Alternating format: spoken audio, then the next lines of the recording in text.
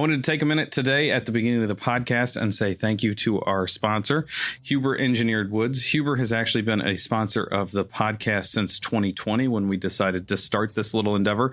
Without our sponsors, this content is probably not something that happens. But I think the best part about having Huber as a partner on this is it's an incredibly authentic alignment. Peter, Steve, and I all use Huber Woods. I've been using Advantech Subfloor for coming on probably 21 years now.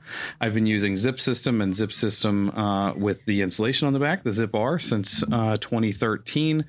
It's a system that I believe in. That systems approach where things play well together. They have design parameters that allow you to use their system for what you're working on.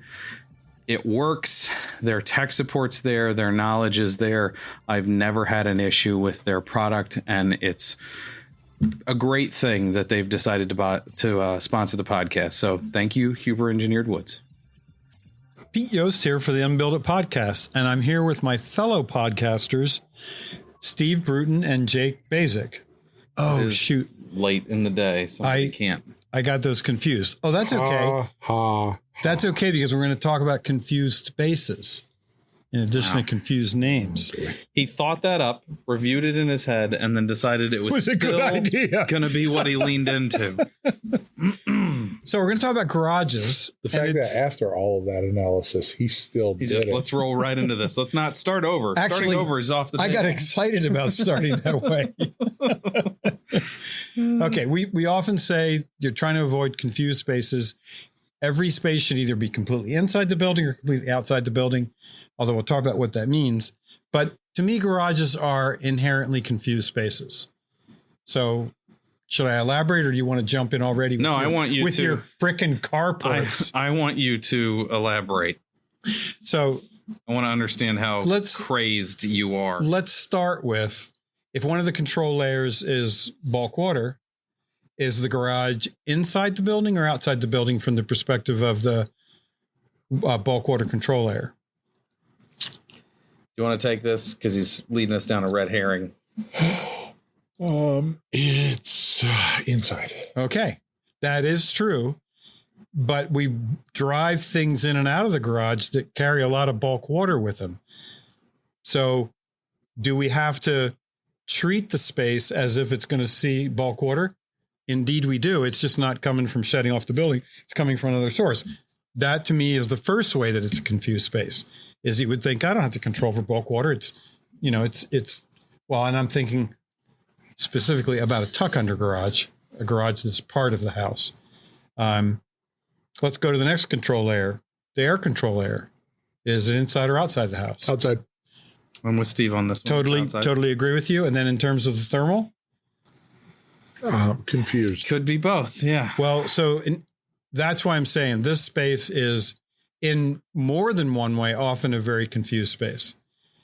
And if we add to that, we always further complicate spaces when we allow people to live in those buildings, because what are they going to bring into their garage? Stuff. Yeah, and that's a great way of describing it, because it could be everything from a snowblower to golf clubs to baby clothes, lots of leather items, baseball gloves, all that kind of stuff. I'm kind of fascinated by the fact that I use some obscure word like stuff, and he went off the rails excited about it. So it's the fact that it's people's stuff and all that can mean. Huge range of material, lots of cardboard boxes often. Okay, so I think it's a confused space because not only in the way that we think about it from a building science perspective, even before the occupants come in, but even more of a confused space when people bring in their stuff. And they have expectations about what that space is going to do for them, other than hold vehicles. I want to put my canned goods out here and have them not freeze. I want to keep my golf clubs out here and have them not freeze. Well, not get any corrosion. Okay. The golf bags are often not rust. The golf bags are often made of leather, correct? I don't golf. Some good ones, maybe. And leather is a great medium for growing surface mold. So do you guys agree with me that these are kind of funky spaces? I will never disagree with you, Peter. I have to agree as well. As much as I don't want to agree with you. I like the how content's reluctant better. he's willing to agree with you. I was going to say the word yippee. I've never said that. From a content standpoint, it's better if we disagree, right? But I would say that with a little bit of sussing things out, they're no longer confused. Oh, so that's key. Because if we think of them as not completely inside the house and not completely out, then we have to have a new term for what they are. And I think it's going to be something like a tempered space. In-betweenies? Can we call them in-betweenie? Well, I just want to hear Peter say it. I didn't say yippee, so I'm not going to say, what was it, in-betweenies? In-betweenie. He just said it. Well, that you kind of coerced that. All right. So what are we going to let slide? If we think of, so let's make the jump then from inside or outside the house to what it means to be a conditioned space. Okay. So what are the things that could be included or should be included or must be included to call a space conditioned? It has to have the ability to regulate temperature. Okay. So space heating, space cooling. Yeah. What else? Humidity control. Humidity control, dehumidification, or humidity control could either be adding moisture or taking moisture out. What else? Airtightness. So ventilation, right? If it's going to be airtight and we want to condition with to ventilate it, and then to me there's five are the conditioning things, and the last one is filtration.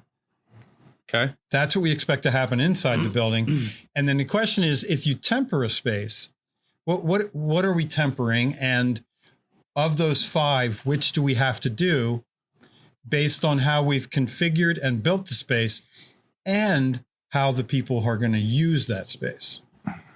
And I bring this up because I have a client who has struggled with moisture in the garage when the garage is a tuck under and the garage doors don't open that often and there's no windows. So I got a question for you, just so me and the audience can catch up.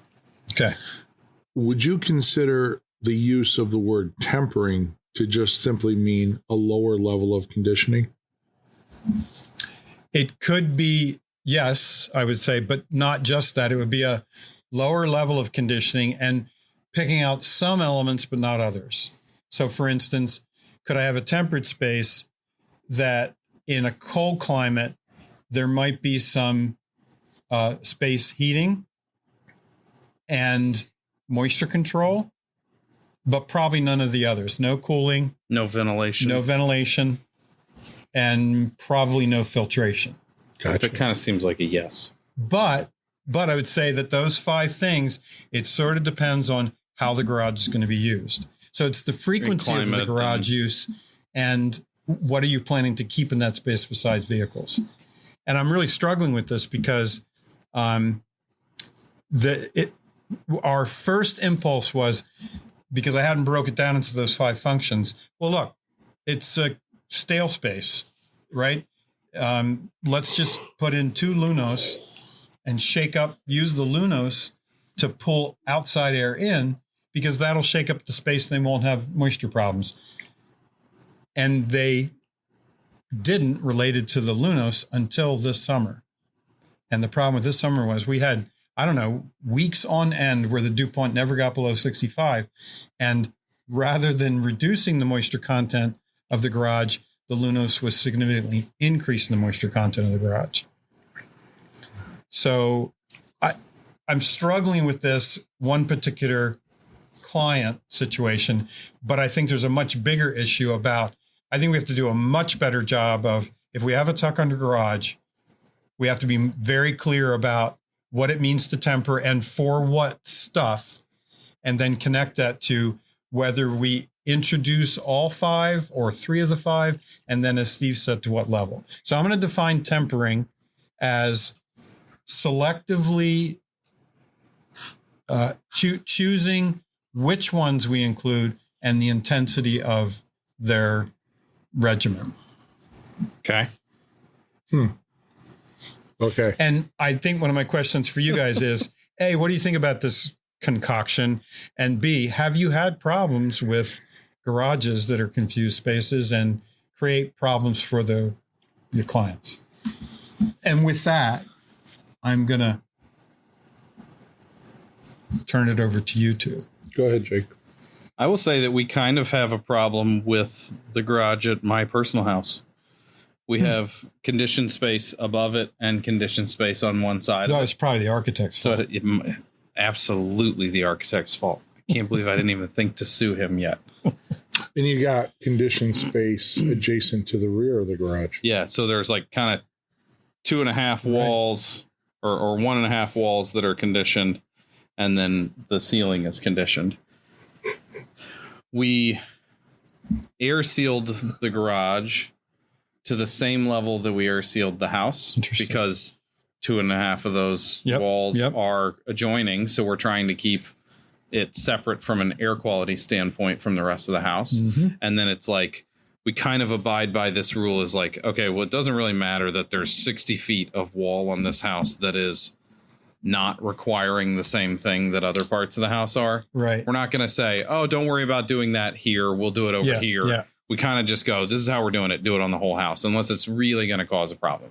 Because we don't want to get into it works here, but not here. We don't do it here. Yeah. Like that causes problems in itself. If you park both of our full-size vehicles in there at any point in the year, you drive around, the engine gets hot, you come home, you park in there, you shut the garage doors. That space tends to run between, let's call it 15 and 40 degrees hotter than the outside. Mm-hmm.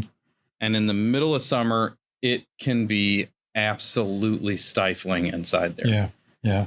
That can't be good for the space above it because while there is, I hadn't even thought about that. There are 17 or 18 inches of insulation. Conditions in that space that then affect the adjacent space. Yeah. Yeah, because now we've just raised part of the environmental contact point 15 degrees or 40 degrees. And does a higher temperature make for more volatilization of stuff that's in the garage? I don't think that we've noticed anything. The only time that we've ever had moisture problems is 2 cars packed with snow and it melting. Yeah. That's it. And like, we don't get standing snow in my market. Last winter, we didn't even get snow enough to sled. It's a substantially lesser problem than. And see, the use of this garage is probably highest when it's snowing. So they're bringing their vehicles in and out with a big moisture load. So they don't use it very much, but when they do, they bring in a lot of moisture. Yeah. They're fair weather outside parkers is what you're saying. I would love to tell you the details of where this house is located, but I probably shouldn't do that but this is Peter's house. That's why he's obfuscating. No, it's stunning. The setting for this is absolutely stunning. Okay. So he's hinting, but he's not going to tell. I don't want to get any info out of it. That's the only use case that I'm aware of that we've had any issues whatsoever. And it's not really an issue. It's slightly frustrating. Mm-hmm. We've talked about putting in a ventilation system to try to exchange the air with outside air just to even it out, just to balance it a little bit like you're talking about. But we haven't pulled the trigger on it. Yeah, and in my experience, if you do ventilation and your primary result expected is better moisture control, you better have you have to know when to do ventilation. You have to have a control on that says don't operate when the moisture content of the air outside is higher than the inside. And okay, now you've just made it more complicated. And what if people say, well, the garage is always dusty? Okay, well now I probably should add some filtration. And that's the problem. I think this is tied to how the space is confused, but also the either changing or the confused expectations of what is that garage supposed to do for you. Steve, have you had any projects or clients where this is a garage? Yeah. Most right? Most of them have a garage. You ever done a pool house that also had a garage in it? A pool house that had a garage? No, I've done a pool house. Wow. Not just what I meant was, the level of do you have garages that are a problem? Have caused problems for you because of the way they perform? No. None of our garages. That's really interesting. And you have clients that probably have we have workshops under. I've done garages with basements, spaces underneath them. Tuck under might be the In my Tuck opinion, under, it might and be honestly, the highest risk. Yeah, though, right? tuck under is probably, I mean, in 30 years, maybe 3. Like, I hate them. Yeah. They're not, But they're they weren't so a good choice. popular. They really, really are. Well, they have a, they're convenient in a sense that you can put them down there, put bigger house on it, not spread the house out. But the problem is every time I go in the garage, I have to carry something somewhere. Like everything is either going up or down. But if you're coming home late at night with the groceries and car full of kids, it certainly is nice to pull the car into a secure space, well lit, that then you can empty the car of the kids. No, but I'm just saying, as opposed to My one garage story. is secure Yeah. and well lit. And his is, but yours is, and it's not a tuck under. well, it's tuck under yeah, space. it's tuck under. But my point is, when I think of tuck under, I mean adjacent to the basement. Yeah. That's what I'm talking about with tuck under. That's what I pictured No, to me, tuck under is anything that is tucked into the building. You're free to go change the definition of words. I'm wrong. I think in traditional architectural terms, tuck under means it's in a basement. It's in the walkout It's a part of it. walkout garage. It's a drive-out garage. How's that? Yeah. There's such a thing as a garage you can't drive in and out of? No, see, now you're just playing games with us. I'm playing games with you. A tuck under garage is that the garage is tucked under the whole house, not a partial section. Okay, so maybe I should say my concerns are when the garage is an integral part of the living structure. Integrated part of the living structure. Okay. Yeah, I mean, It has common walls. So it's on the first floor, and there's the house adjacent to it. So the garage you're talking about, is it a tuck under or is it something else? Well, it's kind of in between. It's weird. Leave it up to Peter. Yeah, I tell people about them, they don't believe me. It's hard to describe because there is no basement there is a basement that's above the garage. Okay, so let me ask this question. What? There's a basement. No. I know for some of you that are listening on audio only, this might be a challenge, but I'm holding up my right hand and saying, if this is where the first floor is the garage slab, the part where the wheels touch the concrete, below the first floor or above the first floor? There are 2 first floor levels to the house because it's built on such different levels. I wish I could show you the drawings. Of the 2 first floor levels, the larger of the 2 is my hand, and I'm holding my hand suspended in the air, is the garage slab where the wheelies touch the slab. Now you're being condescending, and I know you're going to slap me with that same hand. Is the slab below that first floor level or above it? Below. Good. We're making progress here, people. Second question. Please go and check out the video version of this section of the podcast. Of the first floor level, the majority first floor level is the ceiling of the garage below or above that level? Below. Significantly below. So the slab is even more significantly below. It's interesting that the highest point of the garage is significantly below, but the slab was just below. So this is an incredibly strange configuration because of the slope of the property. Okay. So one side of the garage is truly below grade because that's the uphill side and it's bermed. And then the other side of the garage is at grade. And then there is a space above the garage, but that is an independent space, almost like an apartment space, because the stairwell that goes from inside the garage to the first floor is probably 16 steps and goes to a whole new level of the building. And there's a basement below that. So it's a very odd configuration, but it's very non-traditional house. Ignore all that. My head hurts. I'm going to call it a tuck under garage. Yeah, I think we can call it that. The key thing is it is an integral part of the structure and it has living spaces around it. I just had an epiphany. Can we agree that tuck under garage is mostly below grade? Yes. I think it's simple. How I would define it is a true tuck under garage is at the basement level. Yeah, I agree with you. That's how I would define a tuck under. So I don't want to use the term tuck under because there are a whole bunch of garages that are built into the integral part of the living structure. Well, what's interesting common walls with living spaces. As much as we're going to sit here and play the semantics game of tuck under, Mother Nature really doesn't give a damn whether it's a tuck under or not. It's the fact that it has common adjacent demising walls. That's the key. Yes. So whether they're high, low, indifferent, sideways, crooked, diagonal. That's going to depend on the site and the architecture. Yes. But tuck under, by the definition we just figured out, synchronization is scary. Tuck under, the way we just figured it out, is likely to have foundation walls that are likely to be concrete that may have a large factor in how the building operates as well, though. Yes. So there is like an asterisk next to that. Like, yeah, it's the same as the other one, but it's not exactly the same as the other ones. So the other way I would connect how we, not how we design the spaces, but how we spec the spaces is that I think there are 3 places that you should not use paper face. Is this house built and you're solving a problem, or is it going under construction? No, this is a house that's several years old. Okay. Yeah. But to me, you shouldn't use paper face drywall in 3 spaces: the basement, the bathrooms, and the garage.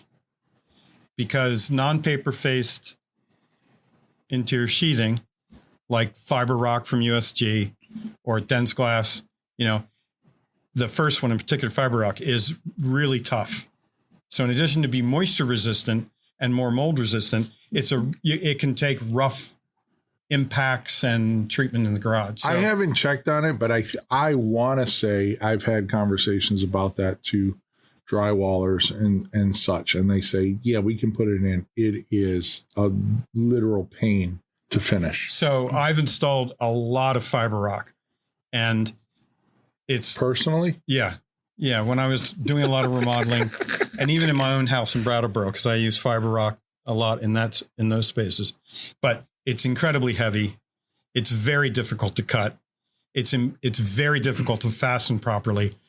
But as soon as you get it installed, it's a whole different story. It's a whole new world. All the difficulties with it are for the installer. So it is really hard to get folks to use it. Which, if we're being honest, those guys piss and moan about having a job. Period. I've never met a happy drywaller. So Maynard Ferguson, maybe he's happy. The guy who does but that's because the position where he talks about it now. He's really good. I mean, he still does it. I get it. I'm not trying to diminish. But he's a good guy. He's a happy guy. Lydia likes it too. She doesn't complain about it. So anyway, I think that there are ways, since this space is often not fully conditioned, you have to not only work on the expectations of the occupants and the users of that space, but you've got to give it the best deal to start with, which is don't build it out of moisture sensitive materials. And drywall gets put up in a lot of garages. I think probably for these spaces that I'm going to call, inherently confused spaces, most of the drywall has some sort of mold on it at some point in time because it's seeing too much moisture. That's my story, and I'm sticking with it. So I don't know how close we are to we got a couple being minutes. done on this topic, but I was going to say, I think what I'm going to do is, do you have any resources? I can't, you and I are like, woo. I think it's like, so we're clear, Peter's woo noise made less sense in person than it did. It's a mind meld thing. I was trying to convey. I think I'm going to write this resource. I think I'm going to talk about how this space is difficult. What are the 5 levels of garage 5 types of conditioning that fully conditioned spaces have? And then you have to intentionally work with the client on this space is confused. We are going to do or not do all of the 5 functions. And we're going to talk about how much we're going to employ those space conditioning based upon whether we're tempering the space, or there are people that want to have that space be fully conditioned all the time. There are other people that use that as a workshop, and they say, I only want it conditioned these times. But that's a big change in how you configure that space. You and I have 2 garages going right now that are both going to be tempered.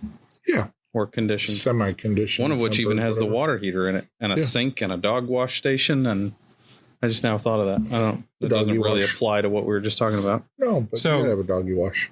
Jake Basic and Steve Bruce. I mean, I have done a garage that was a car wash, like hot, cold. What level of car got to park in this garage? Talk about bulk water management. Yeah, we did glazed tile for the interior finish. Nice. Like Ceiling concrete too? block glazed tile. Wow. No, we didn't do the ceiling, but the ceiling was like 14 feet. It's not getting wet. Can we ask what kind of car? Do you remember? So talking Ferrari, yeah, Porsche? he has 3 or 4 Ferraris. He pulls them in. His wife's got a couple of Porsches, Mercedes. They probably have 15 cars. The interesting thing, they don't wash them. Yeah, no kidding. They got a guy. But yeah, that's probably one of the more exotic garages that we did. The glazed block, hot water taps. All right. Well, it has the swirly hose from above. I don't think it's going to take me a lot of time to write this, but I think it's going to be helpful for me in this particular case. And I think it's a good resource to have. Yeah. And that you guys I'd like to see how you use it or not. Speaking of writing, I have a joke for you. He's announcing. He rarely introduces them as jokes. Yeah. This is like drawing a line in the sand. Well, this one here, because I can't play it off as like real. You can't say what. Well, I'm talking about lawyers. So I have to let them know it's a joke and I'm not serious about lawyers. But do you know why lawyers get buried when they have their funeral? They typically get buried at 12 foot or deeper. No. Why? Because really down deep, they're good people. I happen to love my lawyer very much. Jose, you're fantastic at your job. Thanks for being part of our group. Yes, thank you, Jose. Even though I laughed at the joke about lawyers being scum. No offense. Well, it's not they're being scum. I'm actually elevating them to a point of deep down. I thought it was the opposite of elevation. Deep down, they're really good people. So I'm saying that they have potential to be good people. When they're dead. When they're buried. Well, they don't necessarily have to be dead. Oh, man. They could just be Keep buried. digging, Steve. Keep digging, Steve. All right. Well, I think I need to close this out, don't you? I think you do, too. All right. So thanks for listening and watching or watching this podcast. I hope you have as much fun viewing it and listening to it as we do creating it. We do have a good time. We do this. I hope that's evident. And when you send your questions, because we get a lot of them, and we have gotten questions about garages actually in the past, please send your questions to questions@unbuilditpodcast.com. And we're really happy to have a new platform on which we're going to be spreading the word, and that's the Build Show Network. And I'm the newbie, the old newbie. These two guys have been working with Build a long time. So with that, I'd like to say thanks for listening. See you soon. Have a good day. Goodbye, y'all.